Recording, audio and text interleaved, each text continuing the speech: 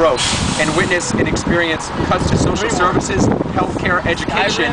We need 3 wars. How about actions in about, we have bases and military actions in about 120 countries. The illegal war in Libya? I think some of the wars are necessary for the fact that we have defense treaties with South Korea, Japan, Philippines. Those are to counter China's growing threat. That is something that we have to watch out for.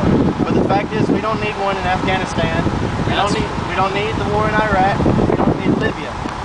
We need the ones that were Germany and stuff. The things that the Europeans hate us so much for is like, we're over there, we have bases over there. Well, we wouldn't have done that if we didn't save their asses during World War II and World War I. But the industrial military complex got too big under Reagan. It should not have been that far. We can focus on all our shit. We have so many homeless people. You see them walking around. We live with them. They live with us. Yeah. There you go. And I'm like, we can do something about that instead of going over to fucking help somebody else.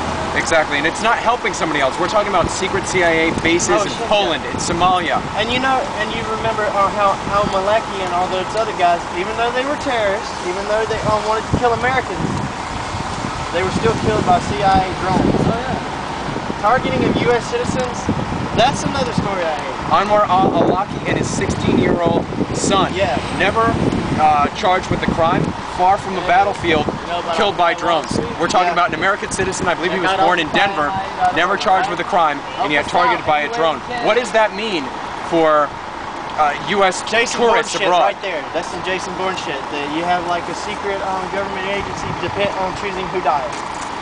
That fucking gets me moving. I mean, if you really want to get into that, Freeway Scott, the number one dealer of cocaine and introducer of cocaine, of crack. I'm recording. What about California? I know you're recording. I'm just saying, like in the freaking Patriot Act and all that crap, Egyptian revolution. Apparently we have the ability to label people as terrorists and freaking assassins. The complicit corporate influence of the U.S. State Department was released by WikiLeaks. Sounds about right.